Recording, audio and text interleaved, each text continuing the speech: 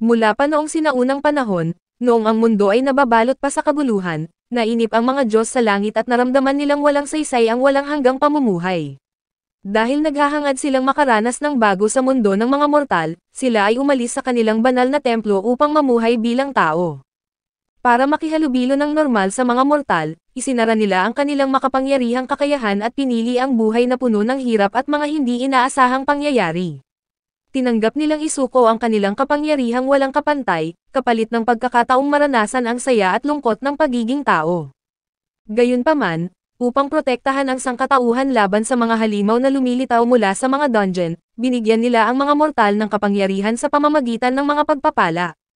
Kapalit nito, ang mga nabibigyan ay nagiging tapat na kasapi ng kani-kanilang pamilya na pinamumunuan ng mga Diyos. Si Bel Cranal, isang baguhang adventurer, ay natatanging miyembro ng Hestia pamilya, isang diyosa na hindi kilala at walang kahit sinong tagasunod maliban kay Bel. Sa isang paglalakbay na lumampas sa ligtas na hangganan ng dungeon, nabiktima siya ng isang minotaur, isang dambuhalang nilalang na may bakal na katawan at lakas na higit pa sa tao. Sa sandaling halos mamatay na siya, isang babaeng mandirigmang may mahabang gintong buhok ang biglang dumating na tila mula sa kalangitan, hawak ang espada niyang kumikislap na parang sinag ng buwan.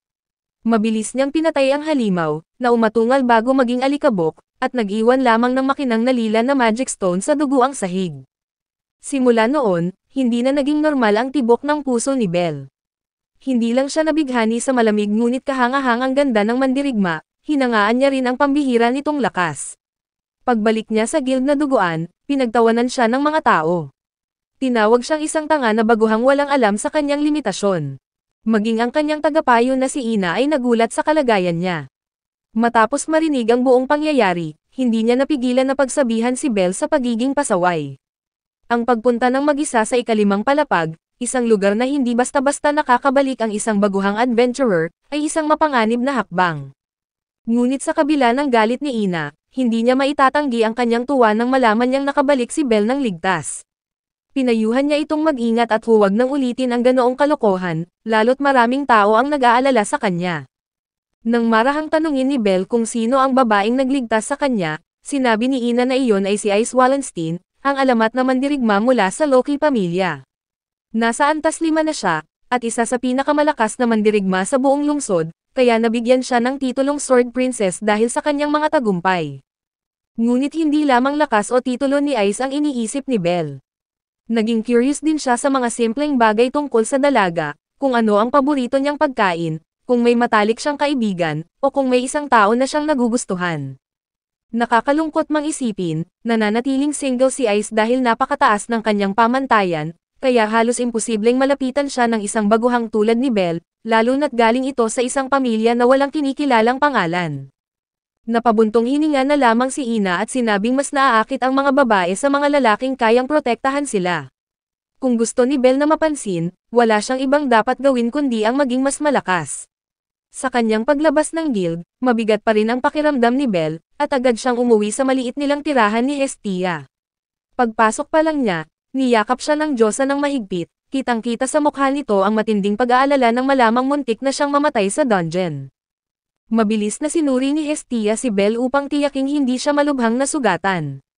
Para sa kanya, hindi lamang siya ang nag-iisang tagasunod, kundi pati ang nag-iisang kasama sa mundong ito.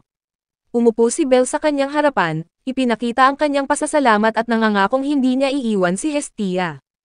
Bagamat hindi siya masyadong kilala bilang isang diyosa, sinisikap ni Hestia na mabuhay sa pamamagitan ng pagtatrabaho upang makapagbigay ng pagkain para kay Bel.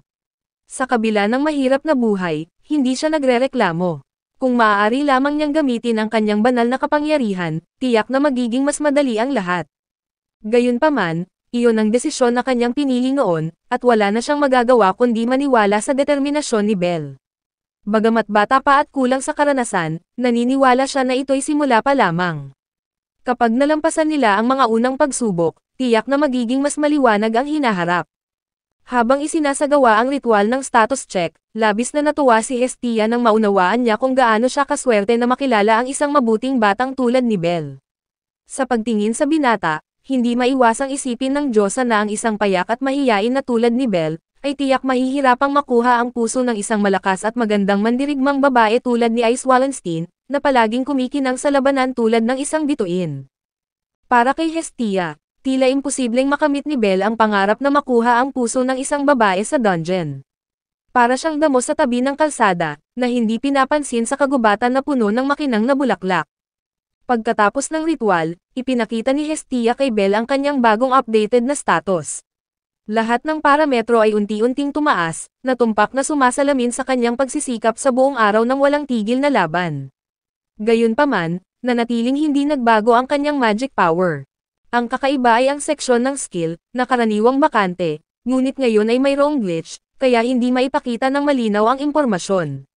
Nakaramdam ng pagkabigo si Belle, ngunit para kay Hestia, napansin niyang may espesyal na nangyayari. Matapos ang masusing pagsusuri, natuklasan niyang taglay ni Belle ang isang pambihirang kakayahan, at ang abilidad na ito ay umaasa sa damdamin ng nagmamay-ari. Hanggat nananatili ang kanyang determinasyon at matinding paniniwala, patuloy na mapapaunlad ng skill na ito ang kanyang katawan. Mas matindi ang damdamin, mas malinaw ang progreso.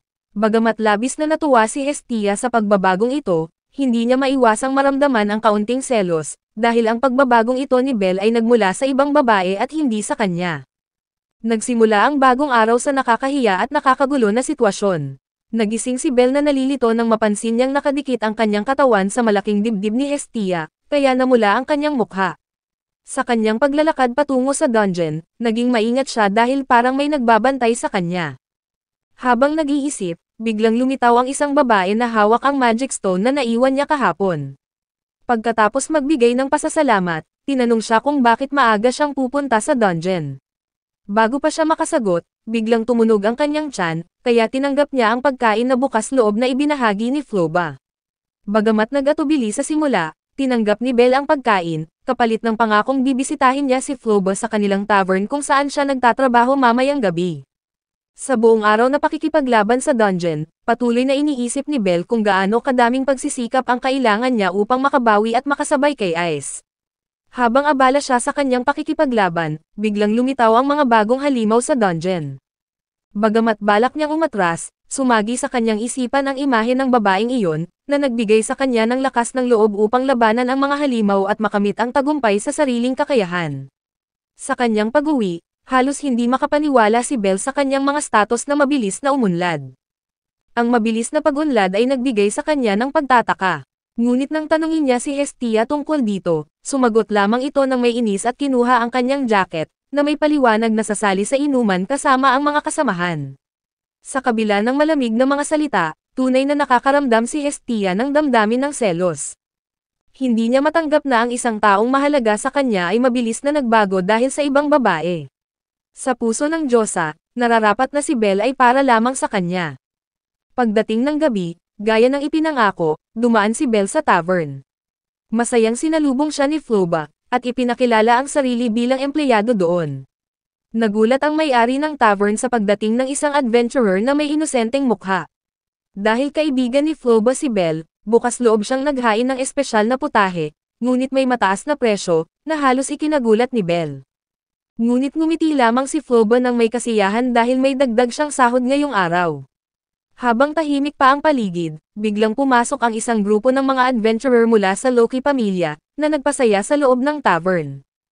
Pumasok si Ice na may karaniwang maamong mukha, na agad na nagulat si Belle at hindi niya maiwasang tingnan ito. Patuloy niya itong pinanood mula sa malayo, at hindi nagtangkang lumapit. Pagkatapos ay makikita si Betluga, isang miyembro ng grupo, matapos uminom ng labis ay binanggit niya ang isang mahinang tao na hinabol ng Minotaur. Sinabi niyang si Belle ay pabigat, basura na hindi nararapat makasama ang isang tulad ni Ice. Ang pampublikong insultong ito ay tila punyal na tumusok sa pagtingin ni Belle sa kanyang sarili, kaya tahimik siyang umalis sa tavern na puno ng lungkot sa kanyang damdamin. Hindi niya kayang tanggapin ang kanyang kahinaan, at muling pumasok si Belle sa dungeon. Walang tigil na nilalabanan ang mga halimaw, na tila gusto niyang ilabas lahat ng sama ng loob sa kanyang puso. Alam niyang hindi na siya maaaring umasa sa tulong ng ibang tao. Ang tanging paraan ay patuloy na magsikap, at hindi maghintay ng himala, upang makasabay sa babaeng tumulong sa kanya. Paglipas ng madaling araw, si Hestia ay nakatayo sa harap ng bahay nang biglang makita si Belle na naglalakad, pagod, maraming dugo at sira ang damit. Agad siyang tumakbo upang yakapin ito at patuloy na sinuri ang kalagayan ni Belle. Gayunpaman, ngumiti lamang si Belle ng bahagya at sinabing nais niyang maging mas malakas pa. Pagkatapos ng gabing pakikipaglaban sa dungeon, bumalik si Belle, pagod at maraming sugat, ngunit dala rin ang isang pambihirang pagbabago. Ang kanyang lakas ay biglang tumaas sa isang pambihirang paraan, isang fenomenong hindi pa nangyari sa kasaysayan ng pag-unlad ng mga bagong adventurer. Lahat ito ay dahil sa natatangi niyang kakayahan, isang bihirang skill na tumutukoy sa lakas batay sa matinding damdamin ng nagmamay-ari. Ang pinagmumulan ng kanyang motibasyon ay walang iba kundi ang imahe ni Ice Wallenstein, ang mandirigmang babae mula sa Loki pamilya, na nakaukit na sa kanyang isipan mula sa kanilang unang pagkikita. Gayunpaman, para kay Hestia, ang diyosa na nag-alaga at nagmahal kay Belle, masakit para sa kanya ang katotohanan. Napagtanto niyang ang dahilan ng biglang pag-unlad ni Belle ay hindi dahil sa kanya, kundi dahil sa ibang babae. Nakaramdam man siya ng selos, pinili niyang manahimik at hindi sinabi kay Belle ang tungkol sa espesyal na kakayahan nito. Natakot siyang kapag nalaman ng iba, lalo na ng mga makasarili na Diyos, ay maging pakay nila si Belle. Para sa kaligtasan niya, nagpa siya si Hestia na mula ngayon ay hindi na niya ilalabas ang status sa papel gaya ng dati. Sa halip, direkta na niya itong sasabihin upang maiwasan ang anumang pagkalat ng impormasyon. Sa ilalim ng pag-aalala ni Hestia, malinaw na ipinakita ni Belle ang kanyang matibay na desisyon na magpatuloy. Hindi lamang niya nais maging mas malakas para makasama ang babaeng iniidolo niya, kundi gusto rin niyang patunayan sa mundo na karapat-dapat siya sa tiwalang ibinigay ng Diyosa. Bilang tugon, hiniling ni Hestia na mangako siyang hindi magmamadali na susugod sa panganib. Pinakamalaking takot niya ang araw na maiwang mag-isa sa mundo ng mga mortal. Matapos mangako ng buong puso, ipinagpatuloy ni Belle ang kanyang paglalakbay. Kinabukasan, bumalik siya sa tavern upang humingi ng tawad dahil sa bigla niyang pagtakbo noong nakaraang gabi. Sanay na ang may-ari sa mga palusot ng mga adventurer, kaya nagulat siyang nagpakita ng respeto at lakas ng loob ang binata para umamin ng pagkakamali. Dahil kay Floba, ang mabait na maid na umintindi sa kanya, ay pinalampas ang ginawa ni Belle at binigyan pa ng dagdag na pagkain. Ang payo ng mga nakatatanda sa tavern ay nagbigay sa kanya ng malalim na kaisipan, ang tunay na tagumpay ng isang adventurer ay ang makauwi ng ligtas, at hindi ang opinyon ng iba. Pagsapit ng gabi, ginanap ang isang malaking pagtitipon ng mga Diyos sa isang marangyang mansyon. Sa gitna ng kasiyahan, agad na pumukaw ng atensyon ang pagdating ni Freya. Ngunit ang totoong kinatatakutan ni Hestia ay si Loki, ang karibal niya sa kapangyarihan at maging sa sukat ng dibdib. Agad sumiklab ang argumento sa pagitan ng dalawang diyosa na may magkaibang personalidad, para bang dalawang batang nag-aaway sa laruan. Lalo pang lumala ang kutob ni Hestia nang tanungin si Loki tungkol kay Ice, isang reaksyong nagpatibay sa paniwala niyang mahirap ang landas na tinatahak ni Belle. Pagkatapos ay makikita si Belle sa kanyang masigasig na pagsasanay. Habang dumaraan siya sa mga tindahan ng kagamitan, hindi niya maiwasang humanga sa magagandang armas, bagamat wala siyang pera. Kaya't bahagya niyang ibinaba ang kanyang ulo bilang paghingi ng paumanhin kay Hephaestus, ang diyosa na panday, sa kanyang pagtingin at walang balak bumili. Sa kabutihang palad, may nakatagpo siyang isang lalaki at binigyan siya ng 2 healing potion, isang munting regalo bilang mabuting kapitbahay, at sinabing patuloy niyang gagamitin ang mga produkto ng kanilang pamilya. Sa maliit na silid kung saan naroroon si Hestia, buong tapang siyang nakikiusap kay Hephaestus na likhain ang isang natatanging sandata para kay Belle, ang batang buong puso niyang inaalagaan. Kahit sariwa pa ang alaala ng pagtanggi sa nagdaang pagtitipon, hindi siya tumigil sa pagmamakaawa, binaliwala ang mga nagtatakang tingin ng iba. Upang ipakita ang kanyang sinseridad, ginamit niya ang isang kasanayang itinuro sa kanya ng ibang Diyos, umaasang mahihikayat ang pinakamagaling na panday sa kanilang mundo. Sa kaibuturan ng kanyang puso, alam ni Hestia na ang landas na tinatahak ni Belle ay puno ng panganib, isang maling hakbang ay maaaring mawala ang kanyang buhay. Hanggang ngayon, ipinagkaloob nito sa kanya ang pinakamahalagang bagay, ang tiwala, katapatan, at walang sawang pagsisikap.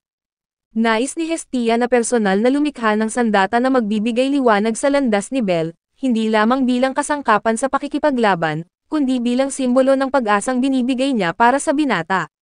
Ngunit kahit isa siyang diyosa, dama niya ang kakulangan para harapin ang responsibilidad na iyon. Sa bawat pag-aalala, lalo niyang nararamdaman ang bigat sa dibdib. Nauunawaan ang wagas na hangarin ni Hestia, at sa huli ay pumayag si Hephaestus sa kanyang pakiusap. Gayunpaman, bilang isang tanyag at tapat sa prinsipyong panday, hindi niya iyon binaliwala, kahit pa kaibigan niya si Hestia, na natiling pareho ang halaga ng sandata. Kailangang mabayaran ng Diyosa ang buong halaga, kahit umabot pa ito sa ilang daang taon, dahil hindi niya pinapayagan ang pangmatagalang utang. Sa kabila nito, labis pa rin ang pasasalamat ni Hestia. Kahit hindi niya magamit ang kanyang banal na kapangyarihan, ang pagkakaroon ni Bel ng sandata na likha mismo ni Hephaestus ay isang biyayang hindi masukat. Sa kanyang pagawaan, nagsimulang pag-isipan ni Hephaestus kung paano niya gagawin ang perpektong sandata para sa isang baguhang adventurer, na 2 linggo pa lamang sa kanyang paglalakbay. Samantala ay makikita si Bel, na naghahanda ng pumasok sa dungeon nang tawagin siya ng isang babaeng maid. Iniabot nito ang isang wallet na naiwan daw ni Floba. Dahil may pista, hiniling kay Bel na ibalik ito sa kanya sa pagdiriwang. Ipinaliwanag ni Rio Lion, isa pang maid ng tavern, na ginaganap ang Monster Festival kaya doon niya ito mahahanap. Taon-taon itong inihahanda ng Ganesha pamilya, kung saan nagpapakita ang mga adventurer ng kakayahang mag-tame ng mga halimaw sa harap ng malaking madla sa arena. Pagkatapos ay makikita na lihim na nag-uusap sina Loki at Freya. Nagsimulang maghinala si Loki na may bata mula sa isang maliit na pamilya na binabantayan ni Freya. Alam niyang maaaring magdulot ito ng gulo, ngunit hindi itinago ni Freya ang kanyang pagkasabik, handa siyang harapin ang sinumang humadlang sa kanyang napiling target. Matapos magawa ang natatanging sandata, maingat itong binalot ni Hephaestus at iniabot kay Hestia upang iuwi. Malaya niyang magagamit ang sandata ayon sa kanyang kagustuhan, sa kondisyon lang na huwag niyang kalimutan ang pagbabayad. Sa parehong oras, nakapili na si Freya ng isang binatang nalulugmok sa kawalan, isang pusong maaaring masira sa kaunting sakit. Ngunit sa kabila ng kahinaan nito, may taglay itong pambihirang kalinisan, isang kulay na hindi pa nasisilayan ng Diyosa ng kagandahan sa alinmang kaluluwa. Hindi ibinunyag ni Freya kung sino ang kanyang target. Tahimik siyang umalis sa pagtitipon upang simulan ang sarili niyang plano. Sa gitna ng masigla at matao na pagdiriwang, muling nagkita sina Bel at Hestia. Sa kanilang pagkikita, hindi maitago ng Diyosa ang kanyang tuwa. Dinala niya si Bel kung saan-saan, parang nagde-date silang dalawa. Nagtampisaw sila sa kasiyahan, kumain ng cake sa isang maluwang na damuhan, at masayang nagbahagi ng mga kwento. Iniabot ni Bel kay Hestia ang bahagi niya ng cake, at maingat pa niyang pinahid ang kremang kumapit sa pisngi ng Diyosa. Hindi sanay ang kanyang inosenteng puso sa ganitong tamis ng kaligayahan, ngunit sa likod ng payapang sandaling iyon, may ginagawang masamang balak si Freya. Sa lugar kung saan pinaghahandaan ang mga halimaw para sa Monster Festival, may mga nilalang na kanyang kontrolado na. Sa sandaling iyon, may isang dambuhalang unggoy ang biglang sumalakay at diretsyong tumakbo kay Hestia. Agad na hinawakan ni Bel ang kamay ng Diyosa at tumakbo patungo sa mas maliit na bahagi ng lugar upang magtago. Ngunit mabilis silang nasundan ng halimaw, na ngayoy handa ng umatake. Bagamat takot, hindi kailanman hahayaan ni Bel na masaktan ang pinakamahalagang tao para sa kanya. Matapang na sumugod si Bel, gamit ang kanyang sandata upang direktang umatake sa ulo ng halimaw. Ngunit nawasak ang kanyang espada dahil sa sobrang lakas ng puwersang tumama. Wala na siyang ibang pagpipilian, kaya agad niyang itinapon ang isang pampasabog para pansamantalang hindi makakita ang unggoy, bago hinawakan si Hestia at tumakas sila. Alam niyang pansamantalang solusyon lang ang pagtakas, kaya maingat niyang pinangunahan si Hestia patungo sa isang bakal na tarangkahan. Nang makapasok na ang Diyosa, isinara niya ang pintuan mula sa loob at pinakiusapan siyang agad na lisanin ang lugar. Kahit na nagmakaawa si Hestia na bumalik siya, nanindigan si Bel sa kanyang desisyon. Hindi niya kayang mawalan muli ng mahal sa buhay, lalo na't siya na lang ang natitirang pamilya ni Bel. Maraming taon na ang nakalipas, nakatanggap si Bel ng malagim na balita mula sa mga taga-baryo, inatake ng mga halimaw ang kanyang lolo na sa kasamaang palad ay nahulog sa malalim na bangin sa loob ng dungeon. Dahil sa malupit na kalupaan at sa mga panganib na nagkukubli sa dilim, imposible para sa sino man na magsaliksik at hanapin siya. Ang sakit ng pagkawala ng mahal sa buhay ay malalim na nakaukit sa alaala ng batang si Bel, kaya't nagpasya siyang gumawa ng matapang na hakbang. Iniwan niya ang malayong baryo upang pumunta sa oraryo, kung saan naroon ang malaking lungsod ng mga pasilyo, at may layunin siyang maging tunay na adventurer. Ngunit hindi madaling matupad ang isang pangarap.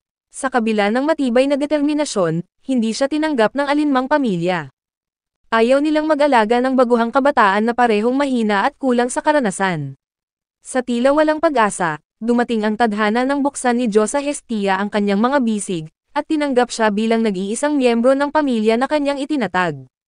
Bumalik sa kasalukuyan, sa arena kung saan isinasagawa ang Monster Festival, nakatanggap si Ganesha, ang Diyos na namumuno sa kaganapan, ng isang agarang ulat.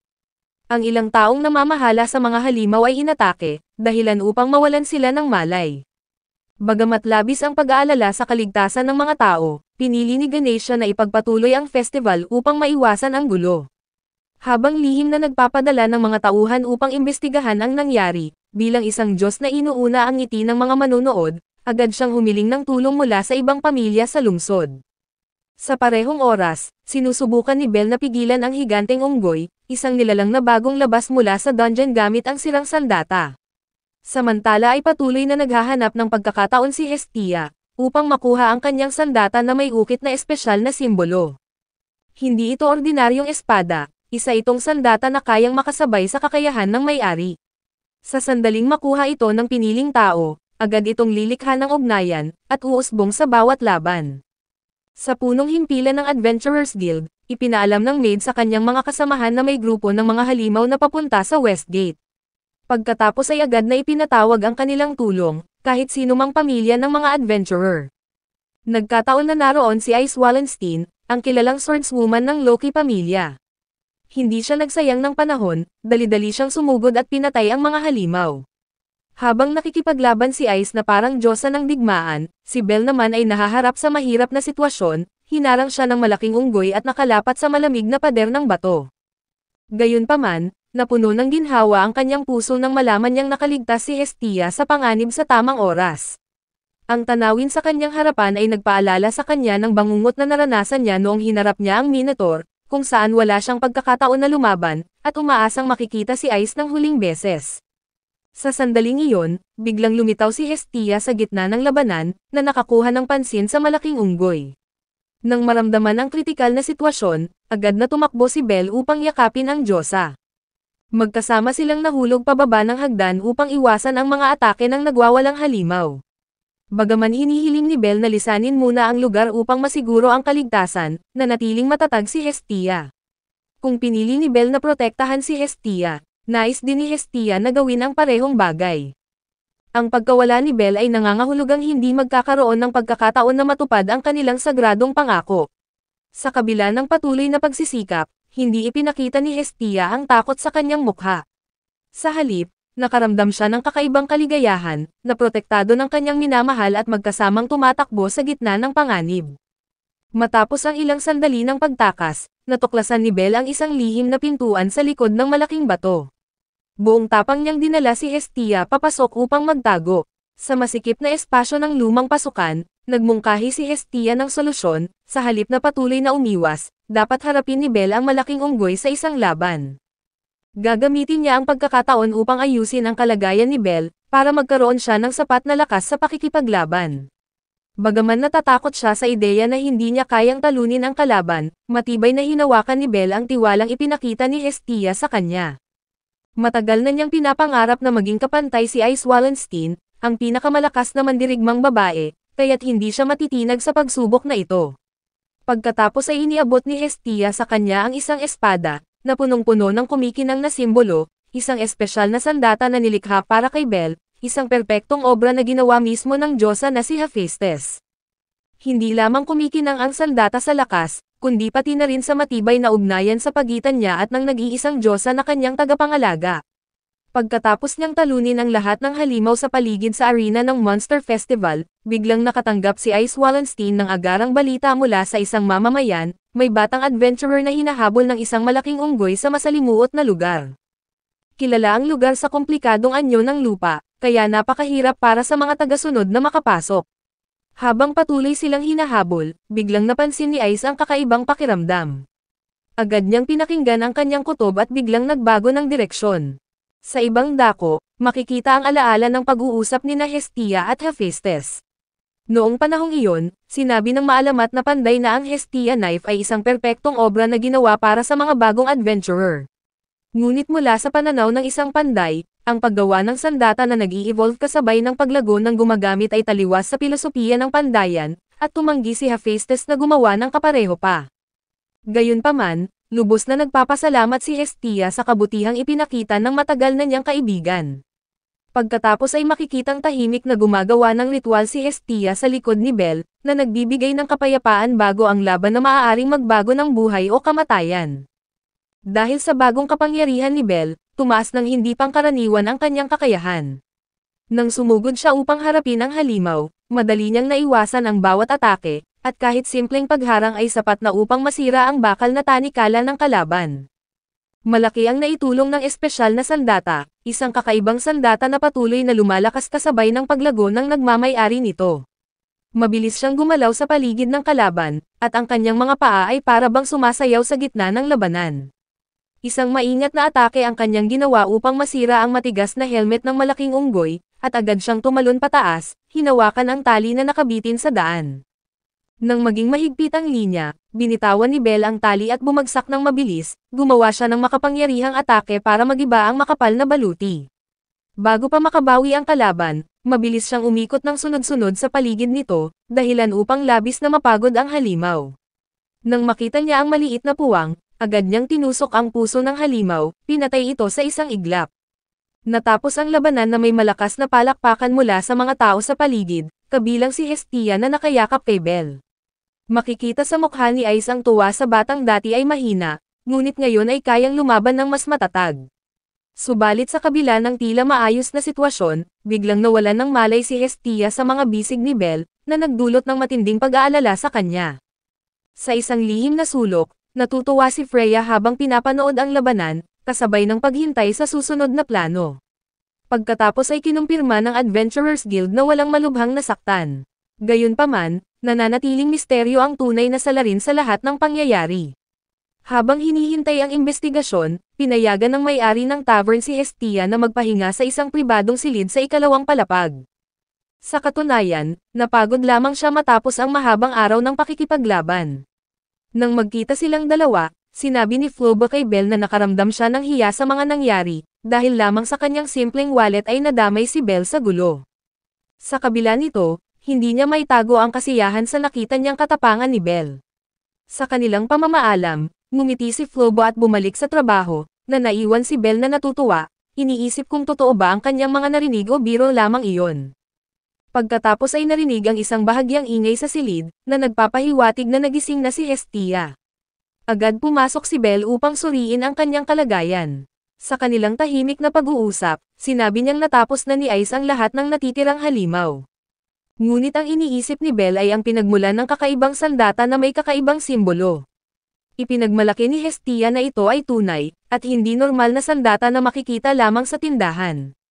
Bagamat hindi man tiyak kung eksakto ang uri ng sandata na nakita niya sa tindahan, isang bagay ang malinaw sa kanya, wala itong kapareha sa buong mundo.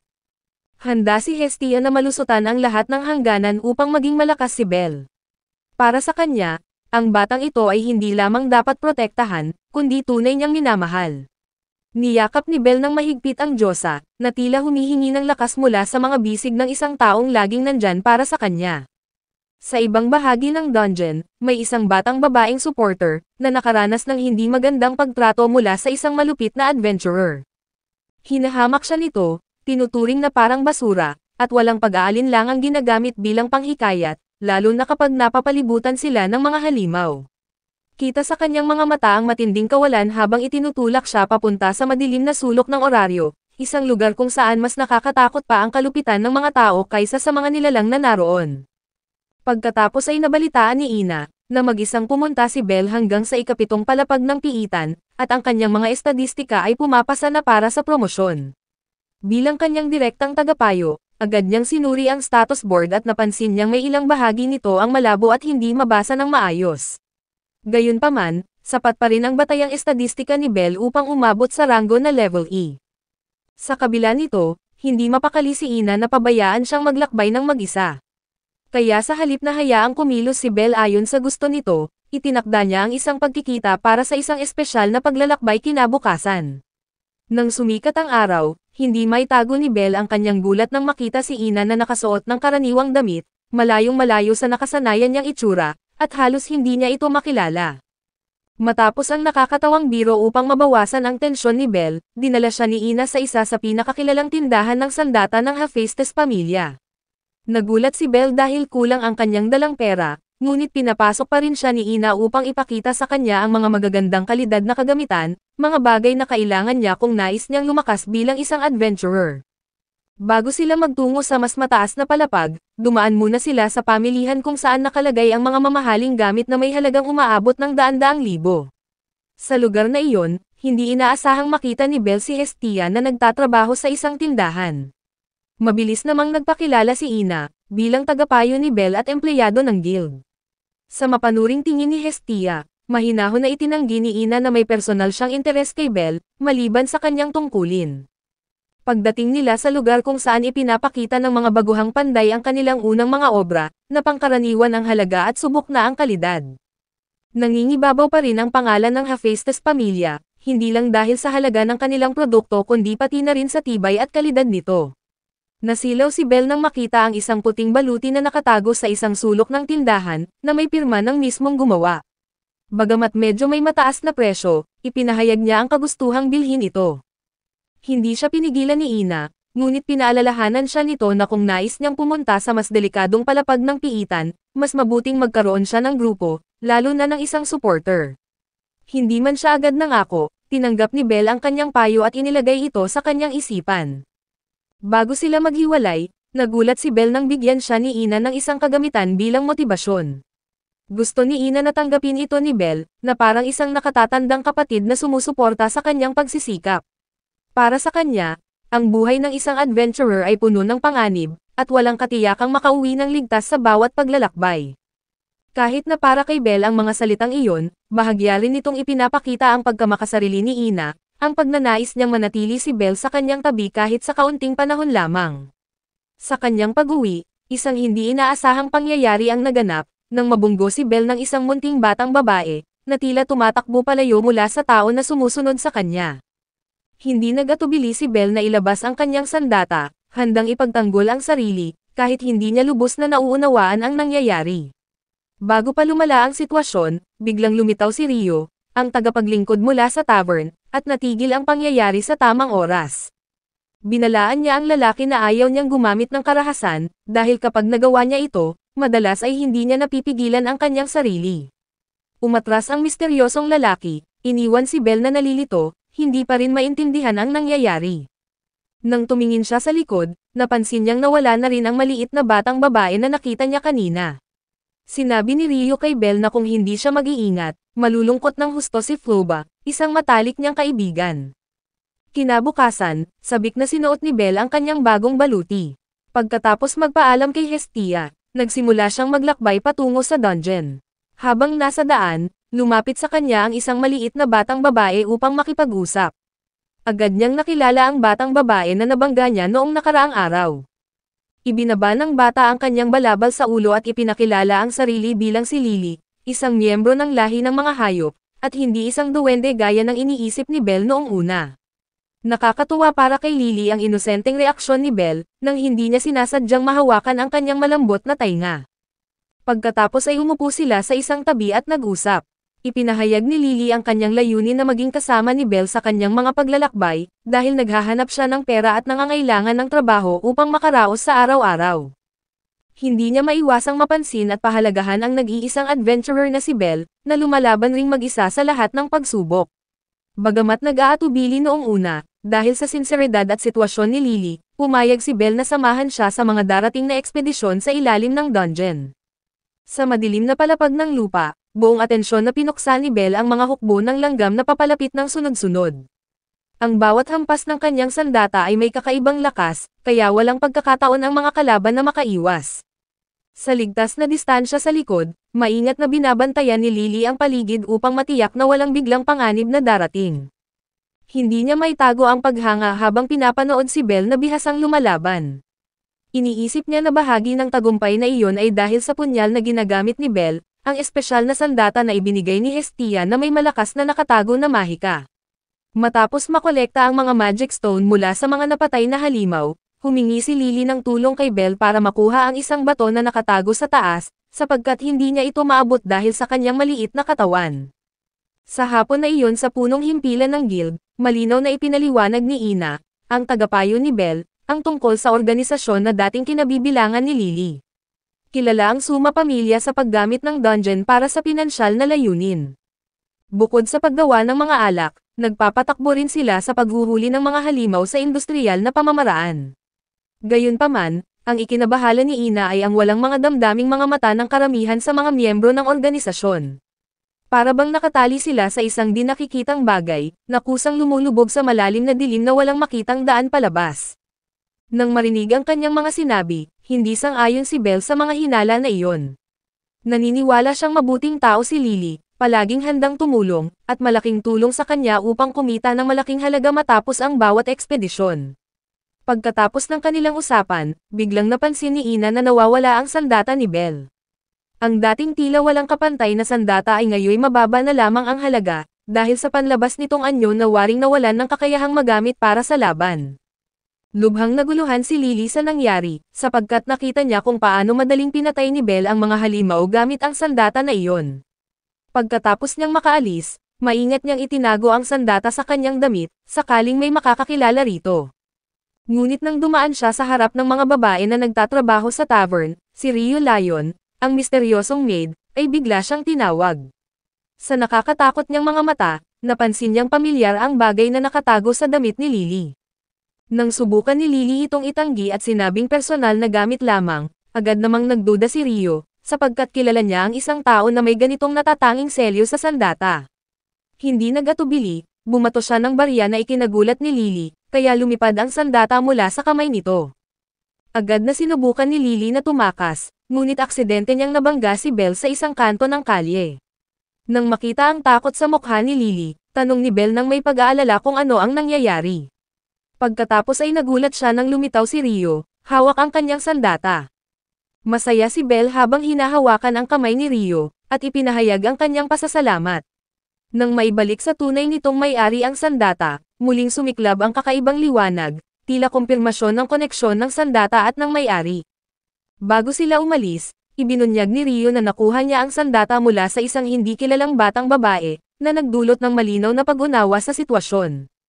Pagkatapos ay lumapit si Flowback, matalik na kaibigan ni Rio, upang pagsabihan si Lily na kung magpapatuloy siyang mamuhay na parang ulilang bata, hindi niya matatagpuan ang kanyang direksyon sa buhay. Napatahimik si Lily sa kanyang mga narinig sa sandaling iyon. Samantala ay hindi maitago ni Belle ang kanyang tuwa, nang maibalik sa kanya ang kanyang sandata. Inanyayahan niya si Lily na ipagpatuloy ang kanilang ekspedisyon. Buong puso na ipinahayag ni Lily ang kanyang pasasalamat, dahil pakiramdam niya ay natagpuan na niya ang kanyang tunay na tahanan. Kinabukasan, nagpatuloy silang dalawa sa paggalugad ng dungeon. Upang maiwasang maulit ang pagkawala ng kanyang sandata, maingat itong inilagay ni Belle sa loob ng kanyang braso. Dahil dalawa lamang sila sa koponan, tumanggi si Lily na tanggapin ang bahagi ng pera na naaayon sa kontrata. Ayon sa kanya, sapat na ang tulong na ginawa ni Belle, para magtagumpay silang dalawa. Sa araw na iyon, dahil sa maayos nilang koordinasyon, kumita sila ng mas maraming pera na higit pa sa 5 tao sa mas mataas na antas, isang hindi inaasahang tagumpay para sa bagong grupo ng mga baguhang manlalakbay. Nang hatiin na nila ang gantimpala, bukas palad na ibinigay ni Belle kay Lily ang mas malaking bahagi kaysa sa kanya. Nagulat ang maliit na babae at nagtanong kung bakit, iniisip na dapat mas malaki ang bahagi ni Belle, gaya ng karamihang adventurer. Ngunit ngumiti lamang si Belle, naniniwala na kung wala si Lily, hindi nila makukuha ang ganitong tagumpay. Umaasa siyang sa paglipas ng panahon, muli silang magsasama sa parehong panig ng laban. Tumingin si Lily sa mga mata ni Belle at tahimik na hinawakan ang kanyang kamay. Sa panahong iyon, nabahala ang mga empleyado ng guild sa sunod-sunod na abala na dulot ng Suma pamilya. Lalo namang nabahala si Ina, na nagmamalasakit kay Belle, sa posibleng koneksyon ni Lily sa mga ipinagbabawal na gawain. Kasabay nito, abala ang grupo ni Ice Wallenstein sa pagsakop ng maraming malalim na palapag. Sa kabilang banda, si Freya, ang diyosa na palaging nakabantay mula sa malayo, ay nagsimulang pag-isipan ang paggawa ng bagong plano upang subukan si Belle. Kinuha niya ang isang sinaunang aklat, umaasang matutuklasan ni Belle ang nakatago na kapangyarihan sa kanyang loob. Makikita naman na sobrang nababagot si Hestia, kaya inimbitahan niya ang Diyos na si Mia para mag-inuman at maibsan ang kanyang damdamin. Hindi dahil sa malalim na problema ang kanyang kalungkutan, kundi dahil naramdaman niyang pinabayaan siya nang ibigay ni Belle ang kanyang pansin sa ibang babae. Habang tumatagal ang kanyang pag-iinom, lalong dumami ang emosyon na hindi niya makontrol, kaya't niyakap niya ang kanyang kaibigan at nagbiro, na nagdulot kay Mia ng takot at pangamba. Kinabukasan, sa kabila ng panghihina ni Hestia mula sa epekto ng pag-iinom, maingat siyang inalagaan ni Belle na nanatiling inosente sa kanyang asal. Kahit nagalit pa rin siya dahil palaging iniisip ni Belle ang iba kaysa sa kanyang damdamin, nang inanyayahan siya nitong kumain bilang pasasalamat sa lahat ng kabutihang kanyang ginawa, biglang lumiwanag ang mukha ni Hestia sa tuwa. Masigla niyang inihanda ang kanyang kasuotan at pumayag na magkita sila sa lungsod sa gabi, itinuturing itong tunay na date. Bago ang takdang oras, nagpunta muna siya sa bathhouse na nakalaan para sa mga Diyosa upang maligo. Nang marinig ng ibang Diyosa na lalabas si Hestia kasama ang isang binata, bigla silang nagkumpunan, parehong nagtatanong at nang-aasar. Sa pagkakataong iyon, nagtanong si Demeter, ang Diyosa ng anihan, kung ano ang dahilan ng labis na saya ni Hestia. Mabilis namang inamin ni Hestia na lahat ng bagay tungkol sa binatang iyon ang nagpapasaya sa kanyang damdamin. Sa gitnang lungsod, dumating si Belle sa tamang oras, halatang kinakabahan. Sa kanyang paligid, makikita ang mga magkasintahan na magkasama, na nagdulot sa kanya ng kaunting hiya. Pagdating ni Hestia, suot ang masikip na damit na nagpapakita ng kanyang maliit ngunit kaakit-akit na pangangatawan, hindi na gumalaw si Belle at nakatitig na lamang. Inakala nilang magiging romantiko ang kanilang date, ngunit biglang dumating ang ilang Diyosa na gustong makilala ang binatang nagpapasaya kay Hestia. Nang makita nila si Belle, tunay na kaakit-akit na binata, nagsimula silang mag-agawan sa pagpapakita ng paghanga. Maging si Demeter ay hindi nag-atubiling niyakap siya ng mahigpit, na labis na ikinainis ni Hestia. Hindi niya matiis na mapasakamay si Belle sa mga Diyosa, kaya agad niya itong kinuha at tumakbo sila palayo. Matapos ang kanilang habulan, sa wakas ay nakatakas sila at umupo sa ilalim ng maliwanag na ilaw ng lungsod upang magpahinga. Bagamat hindi eksakto sa inaasahan, natapos ang kanilang date na may kasamang tuwa. Tahimik na umaasa si Belle na magkakaroon siya ng muling pagkakataon na yayain si Hestia, habang si Hestia naman ay nanalangin na dumating agad ang araw na iyon. Samantala sa ibang lugar, nasa mahirap na sitwasyon si Lily. Bilang kasapi ng Suma pamilya, palagi siyang binubuli ng malupit na adventurer mula sa parehong pamilya, at pilit na hinihingian ng pera. Sinadya nilang bugbugin siya, sirain ang kanyang dangal, at umalis matapos ang kanilang malupit na ginawa. Ngunit sinikap ni Lily na manatiling tahimik dahil hindi pa niya nakukuha ang pinakamahalagang layunin, ang kagustuhang nakawin ang sandata ni Belle. Ito ang sandata na ibinigay ni Hestia kay Belle, bilang bahagi ng kanyang plano upang makatakas sa pang-aapi ng Suma pamilya. Sa Adventurers Guild, pinag-uusapan ni Naina at ng kanyang mga kasamahan, kung bakit nawawalan ng pag-asa ang mga miyembro ng Suma pamilya. Kahit na kumikita sila ng maayos mula sa mga alak, kumikilos pa rin sila na parang pinipilit mabuhay sa gitna ng walang katapusang pang-aapi. Sa isang malalim na paglalakbay sa dungeon, biglang nalagay sa panganib si Belle nang salakayin siya ng mga langgam at isang mabangis na kuneho. Lumipat siya sa depensibong posisyon at halos hindi na makalaban. Sa kritikal na sandaling iyon, mabilis na tumulong si Lily at ginamit ang isang magic sword, nagpalabas ng apoy na tumama direkta sa halimaw. Dahil dito, nagkaroon ng pagkakataon si Belle para makabawi at tuluyang matalo ang kalaban. Pagkatapos kumalma ang sitwasyon, lubos na nagpasalamat si Belle sa tapang ni Lily, lalo na nang malaman niyang isang beses lang maaaring gamitin ang nasabing sandata. Habang kumakain sila matapos ang paglalakbay, nagpahiwatig si Lily na nais niyang humingi ng isang araw na pahinga, dahil kailangan niyang dumalo sa pagpupulong ng kanyang pamilya.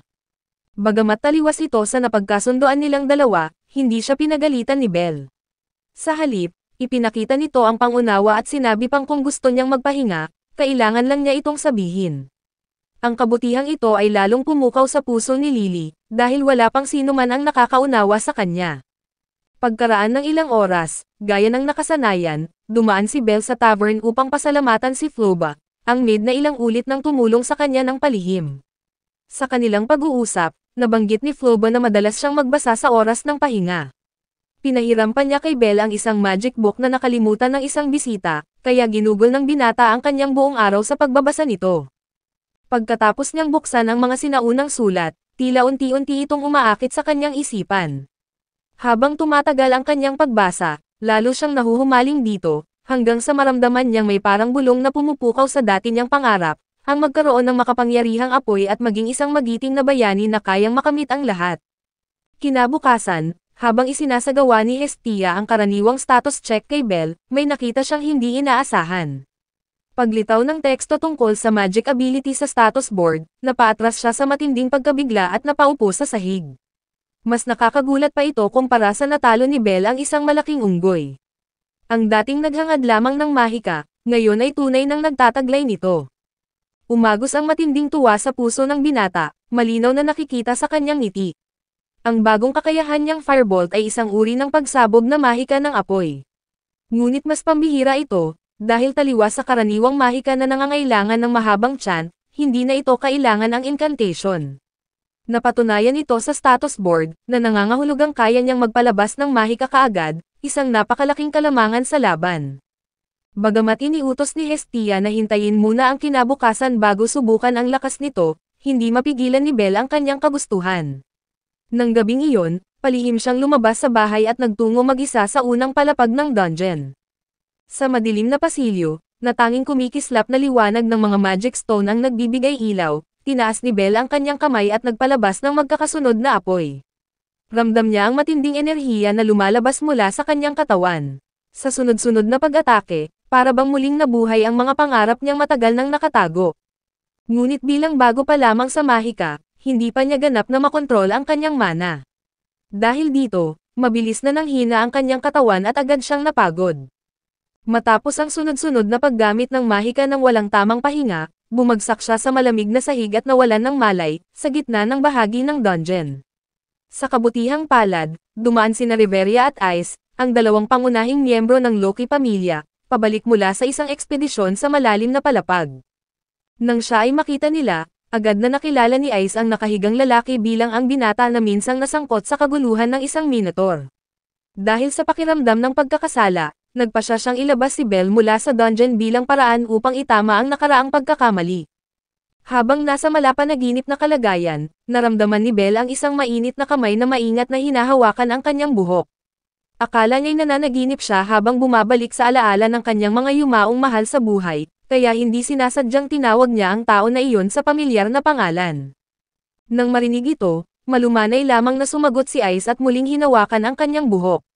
Nang tuluyan na siyang magising, namula ang mukha ni Belle sa matinding hiya nang malaman niyang totoo pala ang lahat, dali-dali siyang tumayo at nagmadaling umalis, na iniwan si Ice na nagulat. Kinabukasan, nagpasya si Hestia na basahin ang magic book na hiniram ni Belle mula kay Floba. Bagamat wala siyang inaasahan, sa isang mabilis na tingin lamang, nadiskubre niya ang isang katotohanang ikinagulo ng kanyang isipan. Lumilitaw na isa itong bihirang libro ng mahika, na may mekanismong nawawala ang nilalaman pagkatapos itong basahin ng isang beses. Sa kasalukuyang sandali, makikitang wala ng laman ang bawat pahina. Ibig sabihin, ang librong dati itinuturing na sagrado, o higit pa sa mga mamahaling kagamitan, ay ngayoy wala ng halaga. Nang malaman ito ni Belle, labis siyang nagulat sa nangyari, at hindi niya ito inaasahan. Kinabukasan, bumalik siya sa tavern upang humingi ng paumanhin. Nahihiya siya dahil sa kanyang nagawa, ngunit si Floba ay tumawa lamang, walang sama ng loob na nararamdaman, na para bang walang dahilan para mag-alala. Pagkatapos ay agad na tinapon ng may-ari ng tavern ang libro sa basurahan, sambit ang malinaw na kasalanan iyon ng taong nakalimot sa libro, hindi ni Belle. Dahil sa nangyari, mabilis na umalis si Belle, humihingi ng pahintulot na bumalik sa dungeon para ipagpatuloy ang kanyang pagsasanay.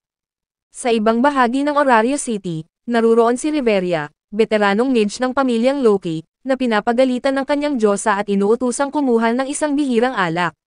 Bagamat labag sa kanyang kagustuhan, gumastos pa rin si Riveria ng sariling pera upang bilhin ito kapalit ng ilang mahahalagang impormasyon. Sa kanilang pag-uusap, nalaman niya ang isang mahalagang bagay, ang mga miyembro ng Suma Familia ay hindi talaga nagbibigay pugay sa kanilang Diyos. Ang tanging hinahangad nila ay ang banal na alak na gawa ni Suma, na may kakayahang gawing kasapi ang sino mang uminom. Kasabay nito, aksidenteng natuklasan ni Belle si Lily sa isang hindi magandang sitwasyon. Isa sa mga taong minsang nang api sa kanya ay lumapit, nag-alok ng pakikipagtulungan upang makuha ang lahat ng ipon ng dalaga. Sa kabila ng kanyang mga sinabi, maayos na tumanggi si Belle at nagalit ang misteryosong lalaki bago tuluyang umalis. Nang lumapit si Lily, nakita niyang may pinag-uusapan sina Belle at ng misteryosong lalaki. Pero nang tanungin niya, sinabi lang ni Belle na wala silang mahalagang pinag-uusapan. Kahit hindi niya sabihin ng direkta, halatang may lungkot sa mga mata ni Lily. Hindi na siya nagtanong pa at tahimik na umalis, nagpatuloy pumasok sa dungeon na para bang walang nangyari. Si Lily ay minsang naging batang may malalim na sugat sa nakaraan. Noong sumama ang kanyang mga magulang sa isang paglalakbay sa dungeon para kumita, hindi na sila nakabalik. Iniwan siyang mag-isa sa isang mundong puno ng kalupitan, at dahil napakabata pa niya para maunawaan ang mga nangyayari, napilitan siyang humanap ng paraan para mabuhay ng mag-isa. Dahil wala siyang ibang pagpipilian, nagsimula siyang tumanggap ng mga trabaho bilang supporter ng mga adventurer. Ngunit sa halip na bigyan siya ng malasakit o patas na pagtrato, palagi siyang sinasaktan at pinagsasamantalahan ng mga taong itinuturing lang siyang isang kasangkapan. Kahit ilang beses na siyang tumakas, lagi pa rin siyang sinusundan ng mga dating nang abuso sa kanya, pilit kinukuha ang akala nilang kanila. Dahil sa mga karanasang ito, nabuo sa puso ni Lily ang matinding sama ng loob, lalong-lalo na sa mga adventurer, na para sa kanya ay sagisag ng kalupitan ng mundo. Sa kasalukuyan, makikita si Loki, ang Diyosa na kilala sa pagiging kakaiba, ay ibinunyag niya ang ilang bagay tungkol sa Suma pamilya. Ayon kay Loki, napakataas ng kalidad ng kanilang alak, isang inom pa lang ay lasing ka na. Hindi ito ibinebenta sa publiko at tanging sa loob lang ng kanilang grupo ito ipinamamahagi, habang ang kanilang mga miyembro ay hindi talaga nagbibigay-pugay kay Suma. Ang alak ang nag-uugnay sa kanila, isang espiritual na gamot na mahirap bitawan kapag natikman. Dahil lamang sa pagnanais na matikman ang alak na iyon, handang magtraidor o magsakripisyo ang kahit sino kung may kapalit na mas malaking benepisyo. Kapag marami ang naitulong mo sa paggawa ng alak, mas mataas ang tsansa mong matikman ito, kaya lalo lamang lumalala ang kasakiman sa kanilang grupo.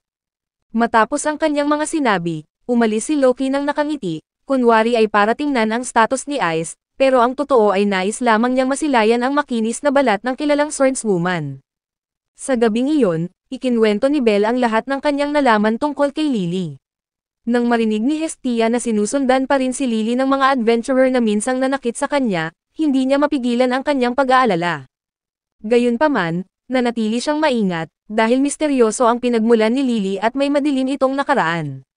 Nakakagulat pa lalo nang biglang mawala ang sandata na ginawa ni Hephaestus para kay Belle habang magkasama sila ni Lily. Para kay Hestia, hindi normal na salakayin ng isang grupo ang karaniwang tao at sa kanyang pakiramdam ay may mas malalim itong dahilan. Ngunit mariin pa ring ipinagtanggol ni Belle si Lily, sapagkat hindi maganda ang husgahan siya ng walang matibay na patunay. Kinabukasan, iminungkahi ni Lily na pumunta sila ni Belle sa ikasampung palapag ng dungeon para kumita ng pera. Naniniwala siyang sapat na ang lakas at karanasan ni Belle, lalo na't nakaabot na ito sa ika-11 palapag, upang makayanan ang lugar na iyon. Sa hindi kalayuan, nagdadalawang isip si Ina, ang empleyado ng guild at ang tagapayo ni Belle, kung dapat niyang unahin ang kanyang tungkulin sa trabaho o alamin ang tungkol sa bagong kasama ni Belle. Habang nag-iisip, nakita niya si Ice Wallenstein, na papunta din sa templo para mag-ensayo. Sa kailaliman ng dungeon, hindi maitago ni Lily ang kanyang tuwa na makasama si Belle. Bagamat medyo matapang at palaban ang mga kilos nito, ipinahayag niya ang kanyang kagustuhang gamitin ni Belle ang mahabang sandata upang labanan ang malalaking halimaw. Nalaman niya ang plano nito, kaya maingat na itinago ni Belle ang kanyang sandata bago umalis. Pagkatapos ay ipinadala ni Ina kay Ice ang kanyang pasasalamat sa pagligtas kay Belle mula sa Minotaur. Sa simula, inakala ni Ice na natatakot si Belle sa kanya, ngunit agad ipinaliwanag ni Ina ang kabaligtaran, dahil palagi siyang nagpapasalamat mula sa kaibuturan ng kanyang puso. Habang nag-uusap sila, ipinahayag ni Ina ang kanyang pangamba tungkol sa masamang gawain ng Suma pamilya, at umaasang matutulungan siya ni Ice kung magkakaroon ng pagkakataon. Bumalik sa kanilang pagdalugad sa ikasampung palapag, hindi maiwasan ni Belle ang maging mapanuri sa bagong tanawin. Ang mga kalaban ngayon ay malalaking orcs na kadalasang gumagamit ng kahoy na pamalo. Sa kabila ng kanyang bagong lakas, matapang na sumugod si Belle. Sa isang matinding labanan, kinailangan niyang gamitin ang apoy ng 2 beses upang talunin ang isa sa kanila. Habang hinahanap si Lily, natuklasan niya ang isang bagay para maakit ang mga halimaw, kaya't naging labis ang kanyang pag-iingat. Bago niya ito masusing masuri, isang grupo ng 7 orcs ang sabay-sabay na lumapit, pinipilit siyang lumaban sa kanyang kalagayan. Mula sa itaas, Tahimik na nanonood si Lily sa nangyayari. Habang nakikipaglaban si Belle, ginamit niya ang tali at palaso upang makuha ang bag kung nasaan ang sandata. Sa kanyang isipan, wala siyang masamang plano, ito lamang ang paraan niya matapos makuha ang lahat ng impormasyon mula sa isang taong minsang kanyang nakasama. Ang huling pag-asa ni Lily ay samantalahin ang magulong sitwasyon upang makaligtas, kahit na nangangahulugan itong pagtalikod sa isang taong may tiwala sa kanya. Kasunod nito, makikita si Belle na napapalibutan ng 7 malalaki at malalakas na orcs. Sa isang madilim na lugar, tahimik na ginamit ni Lily ang isang spell upang alisin ang kanyang pagbabalat kayo. Bagaman bahagya siyang nakaramdam ng pagsisisi sa kabutihang ipinakita ni Belle, isang adventurer na hindi tulad ng iba at inalagaan siya ng maayos, naniniwala pa rin si Lily na tama ang kanyang desisyon. Pagkatapos ng lahat, bahagi lamang si Belle ng malupit na mundong matagal na niyang kinaiinisan. Hindi na siya naglaan ng mas maraming oras sa pag-iisip, inilagay ni Lily ang sandata sa kanyang hita at dali-daling umalis, umaasang makakatakas mula sa kamay ng Suma pamilya. Ngunit bago pa man siya makalabas sa delikadong lugar, isang malupit na adventurer, isang taong minsang nakipagsabwatan upang manipulahin siya, ang naghintay sa kanyang daan. Matapos ang kanyang mga sinabi, sinaktan niya si Lily dahilan upang bumagsak ito sa gitna ng malamig na bato. Nahulaan niya ang plano ni Lily, kaya gumawa siya ng mga harang na sumasaklaw sa lahat ng labasan, kasama rin ang mga dati niyang katuwang. Hindi siya nag-atubiling agawin ang balabal ni Lily, na doon nakatago ang mahalagang magic sword. Nang matapos ang gulo, agad na ipinakita ng 3 miyembro ng Suma pamilya ang kanilang tunay na kulay, at iniutos ng kanilang pinuno na ilagay ang lahat ng kanilang nakuha. Ayon sa kanyang paliwanag, marami sa mga sugatang halimaw na langgam ang magpapadala ng senyales para tawagin ang kanilang kasama. Kung magpapatuloy ang labanan, siguradong mamamatay ang lahat sa grupo. Kinailangan ng lalaki na palampasin ang kanyang galit at lisanin ang lugar. Isa sa 3 lalaki, ang pinuno ng grupo, lumapit kay Lily at nagbigay ng kondisyon, na kung ibibigay niya ang lahat ng salapi ay palalayain siya. Wala nang ibang pagpipilian, ibinigay niya ang susi sa kanyang mga salapi kapalit ng kanyang buhay. Ngunit kahit nakuha na ang mahalagang bagay, hindi pa rin siya pinalaya ng lalaki. Binuhat niya si Lily at itinapon sa gitna ng hukbo ng mga langgam, ginawang panghikayat ng mga halimaw upang magkaroon sila ng pagkakataon na makatakas. Sa oras na iyon, naramdaman ni Lily ang matinding pagtataksil at pagsasamantala sa kanya. Walang ibang magawa kundi sisihin ang mapait na tadhana. Sa gitna ng kanyang kawalang pag-asa, pinahirapan niya ang sarili, nagtatanong kung bakit hinayaan ng kataas-taasang Diyos na maging mahina siya at walang laban sa mundong puno ng karahasan. Hindi niya maiwasang sisihin ang kanyang sarili sa pagtataksil sa tanging tao na naging mabuti sa kanya, ang batang lalaki na may puting buhok at mata na laging kumikinang sa tuwing nakikita ang buhay. Sa pinakamahalagang sandali, nang mapalibutan siya ng mga halimaw, isang maliwanag na pulang sinag ang nagliyab sa paligid. Dumating si Belle sa tamang oras, naglabas ng apoy at sinunog ang mga nakakatakot na halimaw upang iligtas si Lily. Sa kabilang banda, makikita si Ina, ang empleyado ng guild, na nagbabalak sabihin kay Hestia ang panganib na dala ni Lily. Ngunit naunawaan ni Diyos sa Hestia na para kay Belle, wala nang kabuluhan ang ganitong babala. Simula nang makilala niya si Lily, pinili niyang hindi na niya ito iiwan. Bagamat marami ang kaaway, patuloy na lumalaban si Belle upang protektahan ang maliit na babae. Matapos matalo ang mga halimaw, binanggit niya na bago siya dumating, may isang estranghero ang pumatay ng grupo ng mga orcs para sa kanya. Ngunit dahil sa makapal na ulap, hindi niya matukoy kung sino iyon. Hindi siya nagsayang ng oras, agad na nagtungo si Belle sa mas malalim na lugar upang hanapin si Lily. Ngunit taliwas sa inaasahan, hindi nagpasalamat si Lily, sa halip ay itinapon niya ang sandata sa lupa at nagalit na nagbato ng mga salita. Pagkatapos ay inamin niya lahat, mula sa pagkukunwari tungkol sa perang nakuha mula sa magic stones, pandaraya sa presyo ng mga kagamitan, hanggang sa pagmamanipula ng damdamin para samantalahin ang kabutihan ng iba. Itinuring niya ang sarili bilang pinakamasamang tao, palaging gumagawa ng kwento at nagtatraidor sa tiwala ng iba. Gayunpaman, maayos na sinabi ni Belle na ang dahilan ng kanyang tulong ay simple lamang, dahil isa siyang babae. Lalong nagalit si Lily dahil mababaw ang kanyang dahilan, ngunit ipinaliwanag pa niya na hindi niya pinapansin ang mga pagkakamaling iyon. Naniniwala siya na kapag nahihirapan si Lily, dapat niyang ipahayag ito, dahil hindi siya matalino at hindi niya maiintindihan ang mga bagay na itinatago sa puso. Dahil sa simpleng mga salita, hindi napigilan ni Lily ang kanyang luha.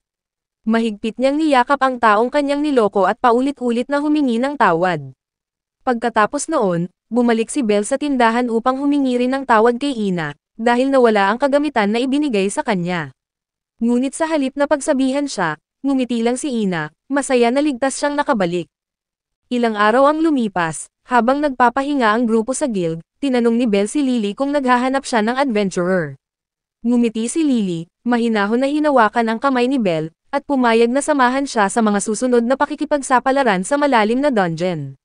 Sa ilalim ng masayang tingin ni Freya, patuloy na ipinakita ni Belle ang kahusayan at pambihirang pag-unlad kumpara sa dati. Ngunit naniniwala si Freya na para lalo pang umunlad si Belle, kailangan tuluyang alisin ang takot na nakatanim sa kanyang isipan. Inatasan niya si Otter sa misyon na ito, tiwala na ang maaasahang leader ay maisa sa katuparan ito ng maayos. Sa kanilang pagbalik, naglalaro si Belle at patuloy na nagtatanong, na ikinahiya ni Lily. Patuloy pa rin niyang pinapanatili ang transformation spell upang itago ang kanyang tunay na pagkakakilanlan, upang malinlang ang Adventurers Guild na siya'y namatay na sa isang nakaraang ekspedisyon. Bagamat mukhang malakas, dala ni Lily ang mabigat na pakiramdam ng pagsisisi sa pagtaksil sa isang taong palaging mabait sa kanya. Ngunit ipinakita ni Belle ang kanyang kabutihan, pinayuhan siyang huwag masyadong pahirapan ang sarili. Magiliw din siyang nagmungkahi na pansamantalang manatili sa simbahan kung saan siya at ang Diyosa nakatira. Sa unang pagpasok sa sagradong lugar, hindi maiwasan ni Lily ang kaba sa harap ng isang tunay na Diyosa. Habang naghahanda ng tsaa si Belle sa likod, ginamit ni Hestia ang pagkakataon upang harapin si Lily. Tumingin ang Diyosa at nagtakda ng mahalagang kondisyon, na dapat manatiling tapat si Lily at huwag muling iwanan si Belle. Humingi ng paumanhin si Lily at nangako na hindi na niya uulitin ang pagkakamali ng nakaraan. Bagamat tinanggap ni Hestia ang kanyang pangako, nanatili siyang maingat, dala ang mga pagdududa sa mga naunang pagtataksil ni Lily, lalo na't sinubukan nitong kunin ang sandata ni Belle. Nag-iwan ang Diyosa ng isang babala, tanging ang gawa ang magpapatunay ng pagbabago at hindi ang salita. Pagbalik ni Belle na may hawak na 2 tasa ng tsaa, agad siyang niyakap ni Hestia na para bang inaangkin siya. Hindi nagpatalo si Lily at niyakap din ang braso nito. Wala sa 2 babae ang gustong umatras, handa silang harapin ang isa't isa, kahit na Diyosa ang kabilang panig. Nahiya si Belle kaya naghanap siya ng dahilan upang umalis patungong Adventurers Guild. Pagpasok niya sa pasilyo, hindi niya inaasahan na makikita si Ice Wallenstein na nakikipag-usap kay Ina. Dahil hindi tama ang makialam, agad siyang naglakad palabas, halatang nahihiya. Ngunit sa kanyang pagmamadali, nabangga niya ang isang mandirigmang lalaki. Mabilis na nakialam si Ice para maiwasan ang alitan, ngunit aksidenteng sumagi ang mukha ni Belle sa kanyang puwet. Ipinakita ni Ina ang kanyang sama ng loob sa walang habas na kilos ni Belle na umalis nang hindi nagsasabi. Sa sandaling iyon, mahinahon na ibinalik ni Ice Wallenstein ang piraso ng kagamitan na nawala sa laban sa ika-10 palapag. Lumalabas na siya ang nagligtas kay Belle mula sa mga orc sa makapal na ulap noong araw na iyon. Matapos humingi ng paumanhin sa pagkawala ng Minotaur na naging sanhi ng pinsala kay Belle, narinig ni Ice ang kanyang sinabi na hindi niya iyon kasalanan. Sa kabaligtaran, naramdaman ni Belle na siya ang dapat humingi ng paumanhin dahil sa pagiging mahina at laging umiiwas. Habang tinitingnan ang kanilang pag-uusap, tahimik na natutuwa si Ina na nagawang makipag-usap ni Belle sa kanyang hinahangaan. Bago umalis, hindi nakalimutang purihin ni Ice ang natatanging progreso ni Belle sa mabilis na pag-abot sa ika-10 palapag. Ngunit ramdam pa rin ni Belle ang kanyang kakulangan, pakiramdam niya'y parang mahina pa rin siya. Kaagad namang naunawaan ni Ice na hindi kailanman nabigyan ng formal na pagsasanay si Belle, at walang gumagabay sa kanya mula sa simula, kaya nag-alok siya na maging pansamantalang guro ni Belle. Kinabukasan, pumunta sila sa Watchtower upang maghanda para sa unang pulong ng pagsasanay. Hiniram ni Ice ang sandata ni Belle, at matiwasay nitong ginamit ang ilang galaw na parang sumasayaw gamit ang sandata, bago biglang tinanong siya tungkol sa tamang estilo. Bago pa man siya makasagot, sinipa siya ni Ice sa mukha. Nang lumapit upang humingi ng paumanhin, natanggap niya ang payak na tugon na wala siyang nagawang mali. Siya lamang daw ay kulang sa karanasan at kailangan ng oras upang masanay sa isang labanan. Sa buong oras ng pagsasanay, ipinakita ni Belle ang matinding kaseryosohan, mabilis na pumapasok sa tamang posisyon. Dahil dito, hindi nag-atubiling purihin siya ni Ice. Ayon sa kanya, sa pagiging alerto lamang, matututuhan na ni Belle kung paano maging maayos lumaban. Ibinahagi rin ni Ice Wallenstein ang isang espesyal na pananaw, ang takot ay hindi palaging masama, dahil nakakatulong ito upang malaman kung saang paraan matutulungan ang ating sarili. Gayunpaman, napansin niya na may mas malalim pang kinatatakutan si Belle, lampas sa karaniwang takot sa mga halimaw. Habang inihanda ni Belle ang kanyang pag-atake, mabilis nang sumugod si Ice mula sa likuran at tumusok sa kanyang baluti. Habang magulo ang kanilang laban, nanatiling mahinahon si Ice, patuloy na iniiwasan ang mga atake.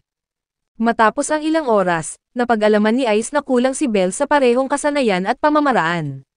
Sa sumunod na laban, hindi lamang siya nabigo na umunlad, kundi lalo pang nagpakita ng kahinaan, kaya kinailangan niyang patigilan si Belle sa pamamagitan ng pagtapik sa ulo na nagtapos sa unang matinding pagsasanay. Habang mas malalim na naglalakbay sa dungeon sina Belle at Lily, sa ibang lugar, patuloy na nagwawagi si Otter, ang tapat na tagapangalaga ni Freya, laban sa maraming halimaw, na walang kahirap-hirap na pinapabagsak ang bawat isa. Ngunit kinailangan niyang maghintay ng matagal bago makakita ng Minotaur na angkop sa pamantayan ng kanyang diyosa. Matapos sirain ang sandata ng halimaw, ibinigay ni Otter ang isang sandata upang ituro kung paano ito gagamitin, para tumaas ang kasanayan at kakayahan ng Minotaur. Kasabay nito, sa ibang palapag ng dungeon, determinado si Belle na lumakad ng mas malalim kaysa dati, dahil kinabukasan, magsasanay sila ni Ice. Kaya't nais niyang samantalahin ang pagkakataon upang makarating sa pinakailalim na bahagi. Bagamat hindi tumutol si Lily, hindi niya maitago ang kanyang pagtataka, lalo na't napapansin niyang nitong mga nakaraang araw ay madalas mapagod si Belle at may mga sugat sa katawan, kaya't nararamdaman niyang pinapahirapan nito ang sarili. Nang tuluyan nang mawala ang makapal na ulap, unti-unting lumitaw ang maraming halimaw na nagkukumpulan sa dilim. Mabilis na ginamit ni Lily ang sunod-sunod na palaso, upang mabigyan si Belle ng pagkakataon na makakilos. Dahil sa mabigat na pagsasanay niya kasama si Ice, mas naging sanay ang binata sa pagharap sa ganitong sitwasyon. Sa kanyang bawat pag-atake, hindi niya hinayaang makabawi ang mga halimaw. Sunod-sunod niyang tinalo ang bawat pangkat, at malinaw ang ipinakita niyang pag-unlad. Nang makita ng mga mahihinang nilalang ang malaking agwat ng kanilang lakas, umatras sila at nakipag-ugnayan sa grupong pinamumunuan ng mga orc upang magplano ng mas malawak na pag-atake. Bagamat tila mas malakas ang kalaban kaysa dati, alam ni Belle na kung patuloy siyang magpapatalo sa takot, hindi niya kailanman maaabot ang babaeng kanyang hinahangaan. Sa kabilang banda, sa mas malalim na bahagi ng dungeon, umabot na sa mahirap na sitwasyon ang pagsasanay ni Otter kasama ang Minotaur. Sa gabing iyon, dahil sa tuloy-tuloy na mabangis na pag-atake, unti-unting lumalakas ang dambuhalang nilalang. Mabangis itong sumalakay, subalit sapat ang lakas ni Otter upang mabali ang sungay nito nang walang kahirap-hirap. Ngunit imbes na tapusin ang laban, hinayaan niyang magpatuloy ang Minotaur hanggang sa tuluyang mapagod, at mapilitang lumakas sa pamamagitan ng sakit na nararanasan nito. Sa Watchtower naman, napakahirap ng mga araw ng pagsasanay ni Belle kasama si Ice Wallenstein. Bawat umaga ay nagsisimula sa pagsasanay na palagi siyang natatalo, at madalas pang ang nawawalan ng malay matapos tamaan sa mahihinang bahagi ng katawan. Sa kabila nito, napansin ni Ice ang unti-unting pagliit ng agwat ng kanilang lakas. Nang tanungin niya si Belle kung bakit hindi siya tumigil, inamin niya na may isang tao siyang hinahangaan, isang tao na kailangan niyang abutin anuman ang mangyari. Sa oras ng pahinga, nakakapagbahagi pa si Ice tungkol sa kakayahan niyang makatulog sa loob ng dungeon. Habang mabilis itong nakatulog, si Belle naman ay nananatiling alerto at hindi mapakali. Sa mga sandaling iyon, tila may anino na nagbibigay tukso sa kanyang isipan, ngunit sa bandang huli, unti-unti siyang binabalik sa katinoan ng alaala ni Hestia. Nang sa wakas ay marating ng Minotaur ang sukdulang galit, natapos na ang misyon ni Otter. Pagbalik sa bayan, isang hapon habang pauwi, nadaanan ni Belle at Ice ang isang tindahang nagbebenta ng street food. Sa hindi inaasahan, si Hestia pala ang nagtitinda roon. Nakita niya si Belle at Ice na magkasama, kaya't hindi napigilan ng diyosa ang selos at agad lumapit. Nang malaman na ilang araw na lamang at aalis si Ice kasama ang kanyang pamilya para sa isang mahabang misyon, napawi ang selos na naramdaman niya at napalitan ng pag-aalala, sinabihan niya si Ice na huwag abalahin ang damdamin ni Belle. Sa kabilang banda, sa ibang bahagi ng dungeon, isang grupo mula sa Suma pamilya ang minalas na makita ang Minotaur na pinalakas ni Otter. Kahit ginamit ng kanilang pinuno ang malakas na apoy ng mahika, hirap silang mapigilan ang dambuhalang halimaw. Hindi na pinsala ang halimaw, at sa isang iglap, gamit ang isang malakas na pag-iwang ng espada, pinatay nito ang taong iyon pati ang buong kasama niya. Nang malaman ni Belle na nagawang talunin ni Ice Wallenstein ang isang pinuno ng mga halimaw sa ika-37 palapag, isang lugar na karaniwang nangangailangan ng malaking grupo ng bihasang mandirigma, hindi niya maiwasang panghinaan ng loob. Palagi niyang ikinukumpara ang sarili sa dalaga, at alam niyang napakalaki pa ng agwat nila, pero hindi nawawala ang matindi niyang pagnanais na paliitin ang distansyang iyon, kahit paunti-unti lang. Isang araw matapos ang ensayo, habang mabigat pa rin ang pakiramdam niya sa negatibong mga iniisip, niyakap siya mula sa likod ni Floba. Akala niya ay hihilahin siya nito palabas para pansamantalang makalimot sa mga problema. Gayunpaman, gusto lang nitong magpatulong maglinis ng sandamakmak na pinagkainan dahil ilang araw na itong lumiliban sa trabaho. Nakangiti at may naiisip na kalokohan, humingi ng paumanhin si Floba habang niloloko niya si Belle para tumulong. Bagamat nagulat siya, hindi naman iyon masama para kay Belle at makakatulong din iyon para malimutan ang kanyang mga iniisip. Sakto namang dumating si Rio at nag-alok na tumulong, bilang dating adventurer, alam niya ang pinagdaraanan ni Belle. Habang nag-uusap sila, ipinaliwanag ni Rio na hindi lamang ang pagpatay ng mga halimaw ang paraan para maging malakas. Para tunay na umunlad, kailangang malampasan ng isang adventurer ang sariling limitasyon sa pamamagitan ng isang mahalagang pagbangon, kung saan kailangan niyang talunin ang kalaban na mas malakas kaysa sa kanya. Mahirap man iyon, ngunit sa tamang paraan at suporta ng mga kasama, nagiging posible.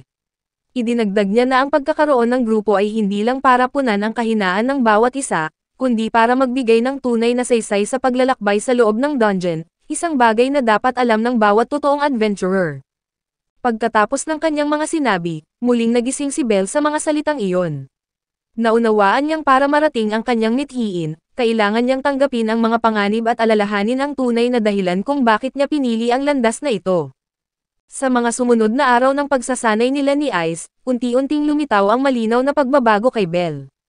Patuloy pa rin siyang natatalo, pero nagagawa na niyang bumawi at lumaban ng maayos, kaya't hindi maiwasan ni Ice ang pagkamangha sa kanyang pag-unlad.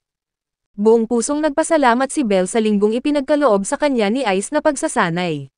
Mapapansin naman sa mga mata ni Ice ang saya habang nakikita niya ang pagsisikap ni Belle na umangat. Kahit hindi pa sigurado si Belle kung kaya niyang makahabol sa kanya, may isang pangako siyang kaya niyang tuparin, at hindi siya magpapatalo. Pagkatapos ng panahon ng pagsasanay, mabilis siyang umuwi upang mag-empake para sa nalalapit na ekspedisyon. Nakapagtataka, umalis siyang hindi tinitingnan ang kanyang status board, isang bagay na ikinabahala ni Hestia. Maraming adventurer ang sumama sa ekspedisyon, ngunit para maiwasan ang siksikan sa mga unang palapag, hinati sila sa dalawang malaking grupo na muling magkikita sa ika-18 palapag bago bumaba patungo sa ika-50 palapag.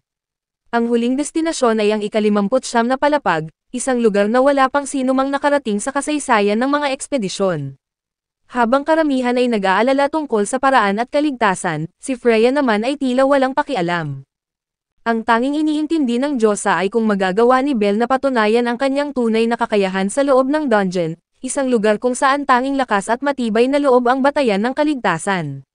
Sa mga sandaling iyon, agad nilang naramdaman ni Lily na may mali sa paligid. Mas kakaunti ang halimaw kaysa dati, at halos walang ibang mga adventurer. Unti-unting bumabalik ang kaba, naalala ni Belle ang araw na hinabol siya ng nagwawalang minotaur. Hindi sila nagkamali, biglang lumitaw sa ika-9 na palapag ang isang dambuhalang minotaur na may hawak na sandata. Napahinto si Belle sa takot, at mabilis siyang tinulak ni Lily palayo bago dumating ang unang atake. Nawalan ng malay ang dalaga, kaya napilitan si Belle na hilahin siya upang mailigtas silang dalawa. Ginamit niya ang lahat ng apoy na mahika para pigilan ang halimaw.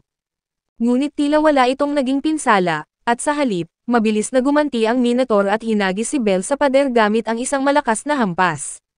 Sa kabila ng matinding sakit, pinilit pa rin niyang tumayo upang harapin ito. Sinasabi ng kanyang kutob na kung magpapatuloy iyon, tiyak na masama ang mangyayari sa kanila, at kailangan niyang makahanap ng paraan para makatakas. Sa kabilang banda, nakatanggap ang Loki pamilya ng mga ulat mula sa sugatang mga adventurer tungkol sa isang minotaur na may sandata sa ika-9 na palapag. Nagulat silang lahat at wala pa silang balita tungkol sa ganitong klase ng halimaw doon. Ang nakakatakot pa, isang binata na may puting buhok ang kasalukuyang nakikipaglaban, at biglang napuno ng matinding takot si Ice. Hindi siya nag-atubiling lisanin ang kanyang posisyon at ipinaubaya ito sa iba.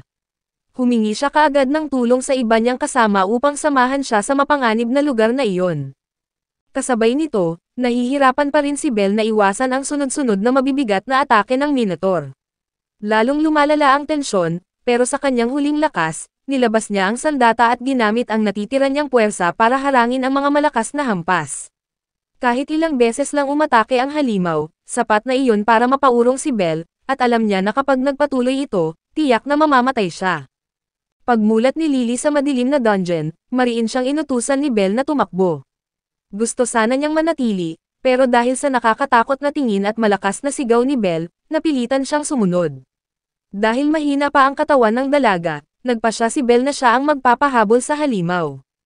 Gayunpaman, hindi na sila makakatakas at kapag nakalampas ang Minotaur sa kanya, si Lily ang unang mapapahamak. Kaya ang kaya na lang niyang gawin ay maglaan ng oras sa pamamagitan ng pagsalag at pag-iwas. Nawalan ng pasensya ang halimaw at naglabas ng sunod-sunod na nakamamatay na atake. Isang napakalakas na hampas ang dumurog sa sahig at nagpalabas ng mga alikabok. Sa sandaling walang makita si Belle, nasira ng Minotaur ang kanyang depensa, iniangat siya sa ere at tinapon na parang laruan. Bagaman napinsala ang kanyang katawan, pinipilit pa rin gumapang ni Belle, sinusubukang tumayo gamit ang nanginginig niyang mga kamay. Sa gitna ng panganib, muling lumitaw ang larawan ni Ice Wallenstein, tulad noong unang pagkikita nila. Pero ngayon, ayaw na ni Belle na umasa sa kanya. Sa halip na hayaang patuloy siyang protektahan, humakbang siyang mag-isa at pinilit ang sarili na manatiling matatag, bilang pahayag na hindi na siya ang mahina at batang Belle noon. Pinulot niya ang kanyang sandata at sumugod ng diretso sa Minotaur, kahit alam niyang napakalaki ng agwat ng lakas nila. Napangiti ng bahagya si Betlogan ng Loki pamilya habang pinapanood ito. Akala niya dati ay walang saysay ang sinasabing kakaibang ugnayan ng binata at halimaw, pero tila ngayon ay nagkatotoo ito. Mukhang hindi nakalimutan ng Minotaur ang batang maputi ang buhok, at bumalik ito upang ipaghiganti ang sarili. Sa kabilang banda, duguan si Lily habang nakikiusap kay Betlogan na iligtas si Belle. Kahit nahihirapan siyang tumayo dahil sa mga sugat, hindi nagatubili ang batang babae na akayin sila pabalik para tulungan si Belle. Sa sandaling iyon, naging malambot ang puso ni Betloga dahil sa pagsusumamo ni Lily. Ngunit higit na ikinagulat ng lahat ang sumunod na nangyari, dahil si Belle, na dating kinikilalang mahina, ay nakikipagsabayan na ngayon sa Minotaur. Isang buwan lang ang nakalipas mula nang maging isa siyang adventurer, pero ngayon ay nagagawa na niyang harapin ang isang mas malakas na kalaban. Para kay Belle, ang pangarap niyang maging bayani ay hindi na isang pantasya. Sinusulat niya ang sarili niyang istorya, at buong tapang niyang hinaharap ang kanyang mga takot upang ipaglaban ang kanyang mga paniniwala. Nang makita ang labanan, halos mabaliw sa paghahangad si Freya, nagliliyab ang kanyang mga mata sa pagnanasa na maangkin si Belle. Maging ang mga nakasaksi ay namangha sa katatagan ni Belle, ngunit sa kabila ng kanyang bilis at paulit-ulit na paggamit ng apoy na mahika, hindi pa rin niya magawa ang huling atake. Lalong lumala ang sitwasyon nang masira ang kanyang tanging mahabang sandata. Sa sandaling nasa bingit ng kamatayan, agad na nagbago ng estratehiya si Belle. Sinamantala niya ang isang maliit na puwang at sinaksak ang Minotaur, saka malakas na pinaikot ang patalim para maparalisa ito.